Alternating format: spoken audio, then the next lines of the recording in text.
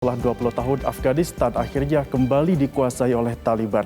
Sejumlah polemik pun timbul, mulai dari rasa takut warga Afghanistan dan rasa pesimistik warga hingga dunia internasional terhadap Taliban. Akibatnya terjadi eksodus besar-besaran di Afghanistan yang juga memicu sejumlah peristiwa yang mengancam keamanan dan keselamatan warga sipil di Afghanistan.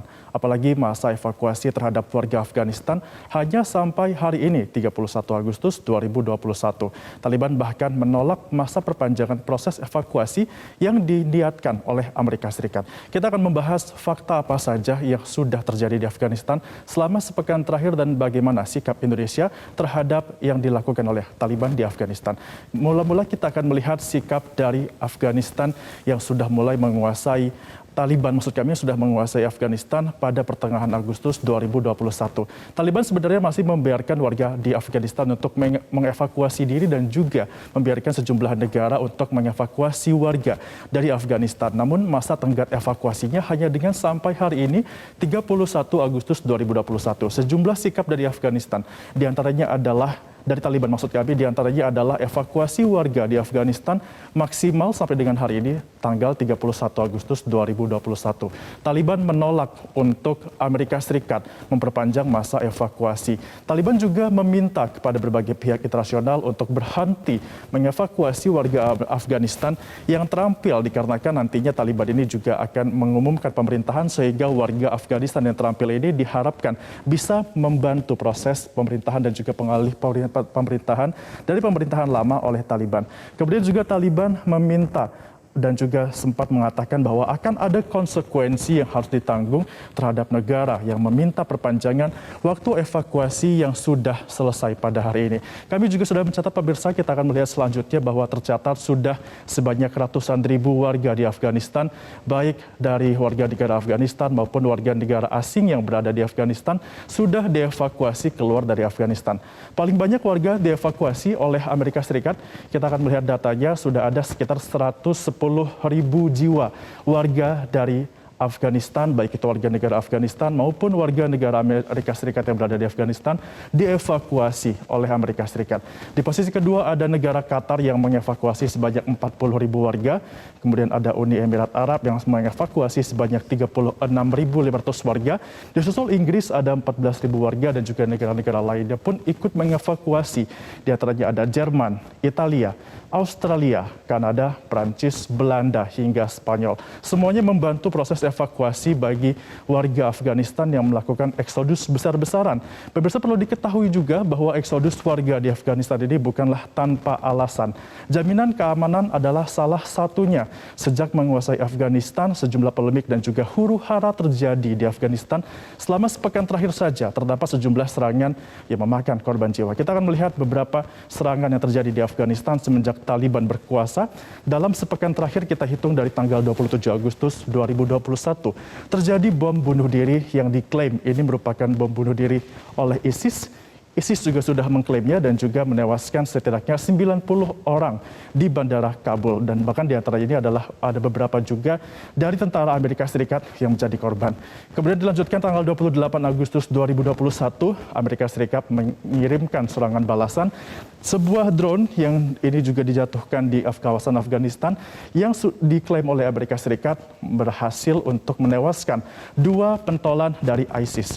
Kemudian masih berlanjut tanggal 29 Agustus 2021 terjadi aksi tembak-menembak di perbatasan Afghanistan dengan Pakistan, yang mana Pakistan merupakan salah satu negara yang berbatasan langsung dengan Afghanistan dan menewaskan 2 tentara Pakistan dalam aksi tersebut.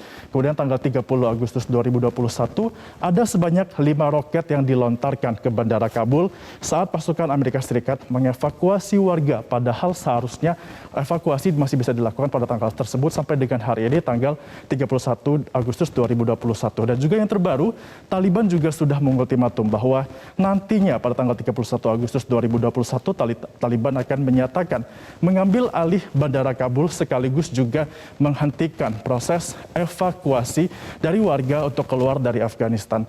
Meskipun di tengah polemik dan juga belum adanya pengumuman resmi akan bagaimana nantinya pemerintahan dari Taliban di Afghanistan, namun Taliban sebenarnya sudah menggumbar sejumlah janji kepada masyarakat dunia bahkan yang diklaim nantinya perubahan akan diberikan Taliban di Afghanistan setelah mereka mengambil alih pemerintahan. Kita akan melihat apa saja janji-janji dari Taliban di Afghanistan. Ada 5 janji yang menjadi isu yang paling sering dicuatkan terkait dengan kepemimpinan Taliban di Afghanistan 20 tahun yang lalu. Janji pertama adalah Taliban akan memenuhi hak perempuan yang akan dihormati, di mana ini sebelumnya juga diketahui bahwa perempuan pada masa kepemimpinan Taliban di Afghanistan ini merupakan salah satu kalangan yang juga cukup dirugikan dengan tidak diperbolehkannya untuk menjadi pemimpin ataupun tidak diperbolehkannya untuk sekolah seperti itu.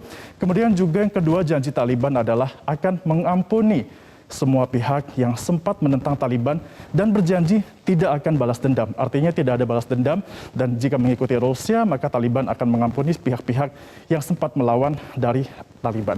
Kemudian juga Taliban menjanjikan bahwa keamanan untuk kedutaan dan juga organisasi asing yang sudah ada di Afghanistan dalam hal ini adalah sejumlah gedung-gedung kedutaan besar dan juga warga negara asing yang ada di Afghanistan diklaim akan dibantu dan juga dijaga keamanannya. Keempat, Taliban berjanji bahwa Afghanistan tidak mengancam dan tidak untuk melawan negara lain. Dalam artian Afghanistan jika dikuasai Taliban tidak menjadi senjata untuk menyerang negara lain dengan alasan tertentu. Dan yang terakhir adalah tidak adanya transaksi narkoba, karena diketahui bahwa Afghanistan juga menjadi salah satu negara yang cukup besar transaksi narkobanya untuk dikirimkan ke luar negeri. Itu merupakan janji-janji Taliban yang sudah diubarkan kepada masyarakat. Meskipun sudah menggumbar janji yang manis, tapi tetap saja masa lalu kelam di Afghanistan saat Taliban berkuasa 20 tahun yang lalu tetap menciptakan pesimistik dan juga ketakutan bagi warga Afghanistan.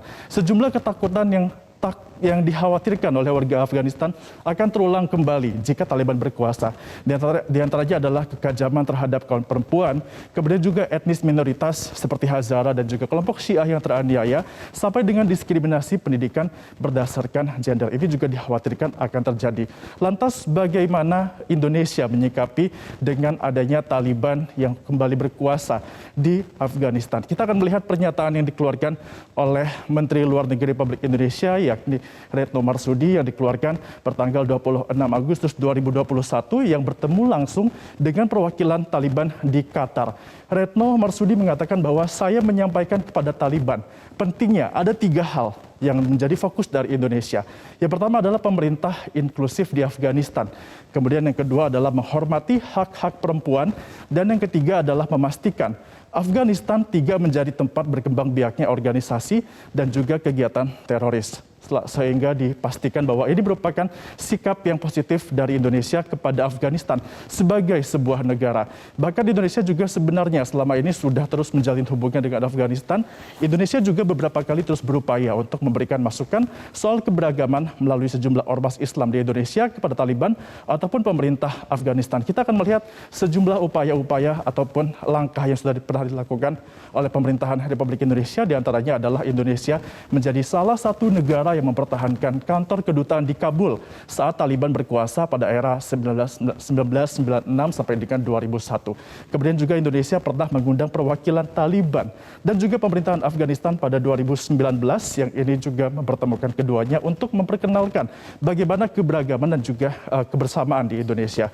Selain itu, ormas Islam dan juga MUI aktif terlibat dalam peace building di Afghanistan dan juga Republik Indonesia. Perlu dicatat, merupakan sikap Indonesia selama ini ialah hubungan yang baik antar negara, yakni Indonesia dengan Afghanistan. Siapapun pemerintahan yang berada di Afghanistan, tentunya Indonesia juga akan terus mendorong perdamaian dan juga pemberian hak pada warga negara Afghanistan.